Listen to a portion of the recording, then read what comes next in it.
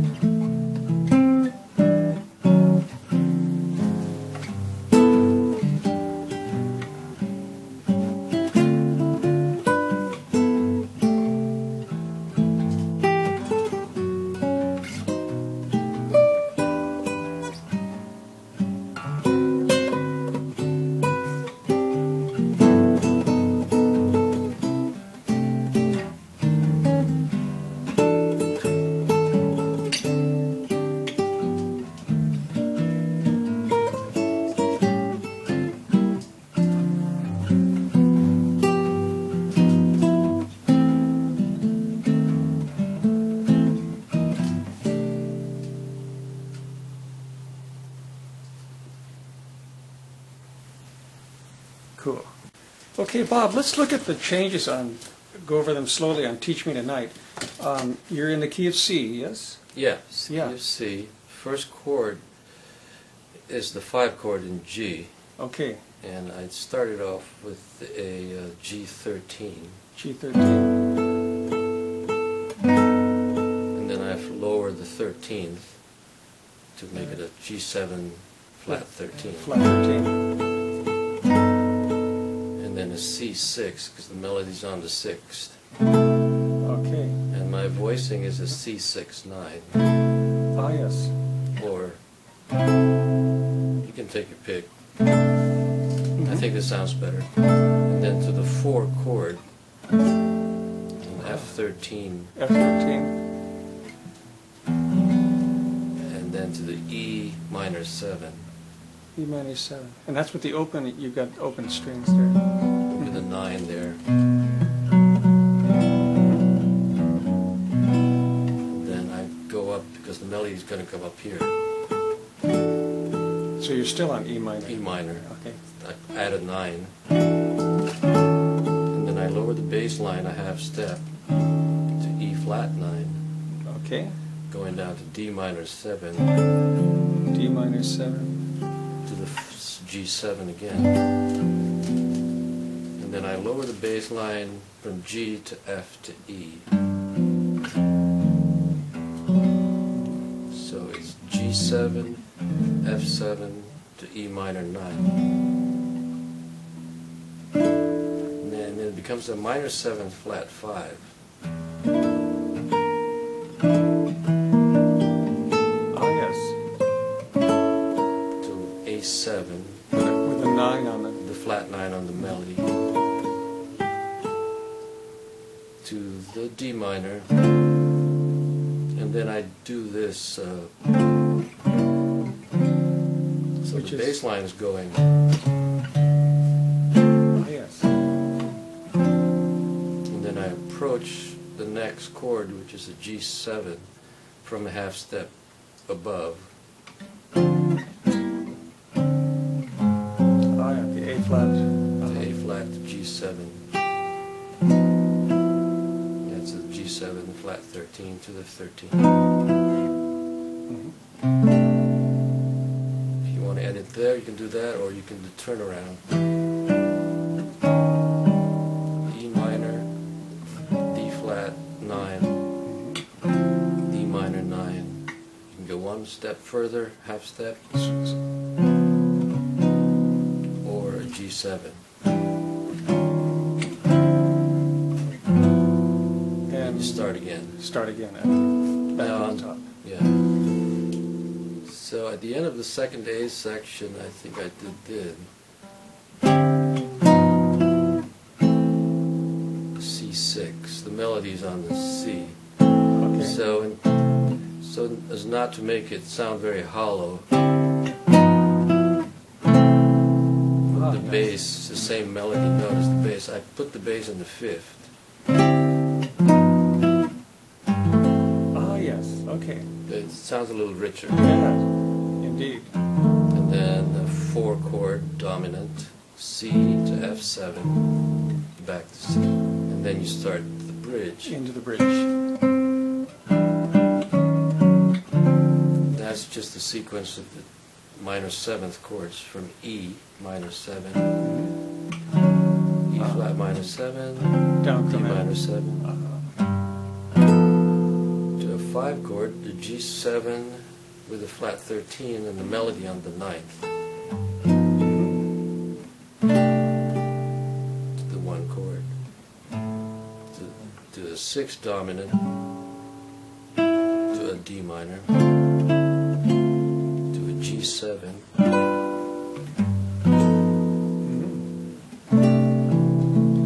So the G7, what's the G7 voicing on pi? Okay, regular Just G7. straight. Straight G7. And then I put the alteration in the next G7. Ah, yes.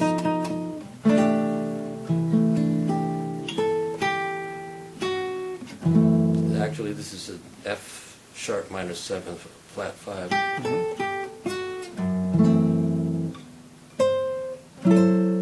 Wait.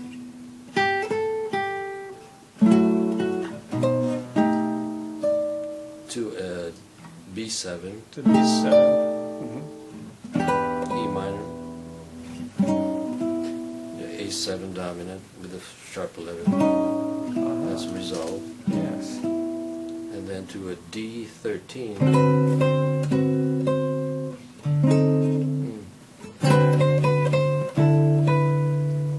A D minor 9. D minor 9, kind of a suspended sounding. And then you start again.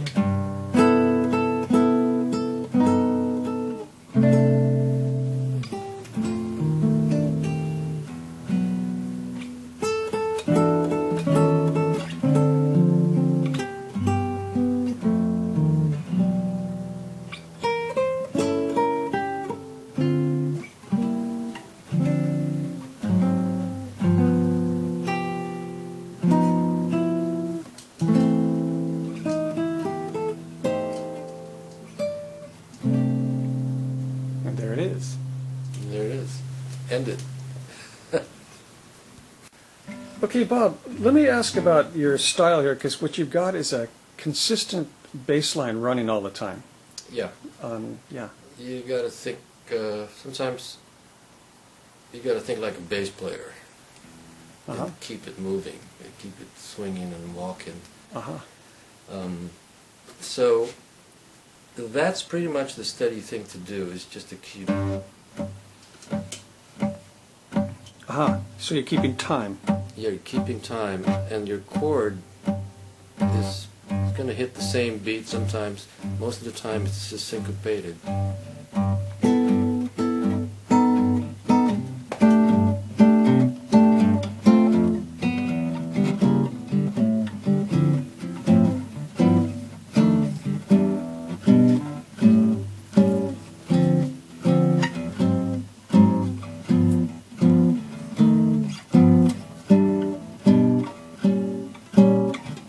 Now, also the bass. I look at the guitar. There's two.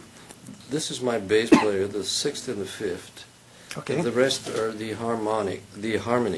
Okay. 3-note chord or 4-note chord. 3-note chord sounds better because it's more. A 3-note chord. Yeah, the bass and 3 notes of the chord, which is the flat 7, the 3rd, and whatever melody note. Okay, so you're not trying to make 4-note chords. You're really aiming more for 3-note chords. Yeah, sometimes you have to use 4 notes because, but generally 3 notes, including the melody. Okay. In this case, see, in the beginning of the song is the downbeat falls on the bass. See, the bass is doing.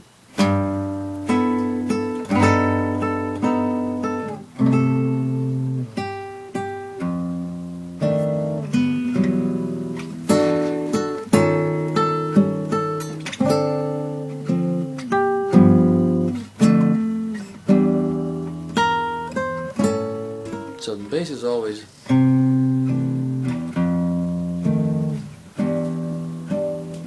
really on 1 and 3 all the way. The bass is going. And let me ask you this, because I know a lot of guitar players want to know about your hand position. You don't lean on your little finger like I see a lot of guitar players do on your right hand. So you're Oh no, I rarely use the pinky. okay. I mean to balance your fulcrum points on your elbow. Oh, like this. It's on your elbow. Yeah, like that. Yeah, so it you gets got- in the way actually. Yeah. So you keep the whole hand free. It's all for, yeah. Yeah. Nice. So 3-note chords are the best to me. Okay. Wow. Either your bass is on the 6th or the 5th. If it's on the 6th, I would start my chord on the 4th string on up.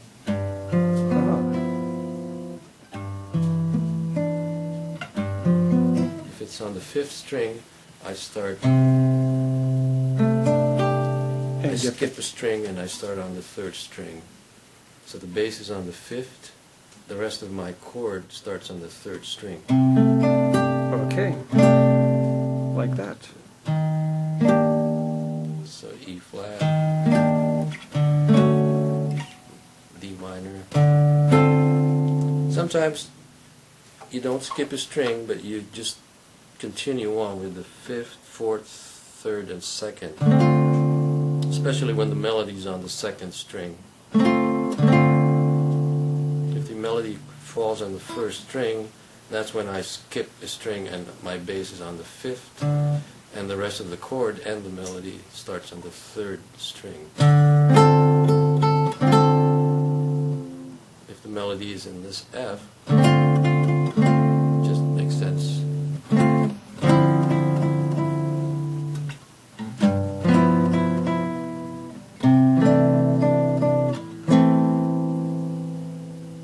Okay. Another question. Okay, Bob, another question is about on your right hand.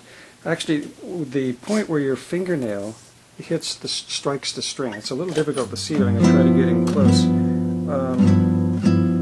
So are you getting, do you think you're getting all fingernail or flesh and fingernail or?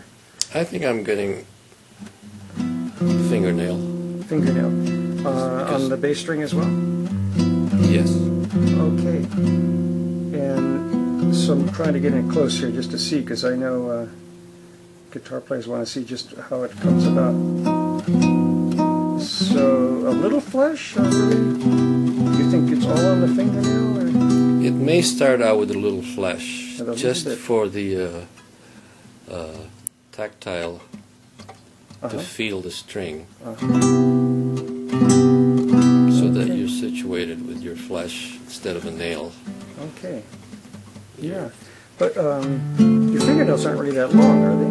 What do you think? How long is the... These are actually longer than they should be, but Okay. this one is a little short. Okay. But shorter than a classical player might be. Or is it about the same, you think?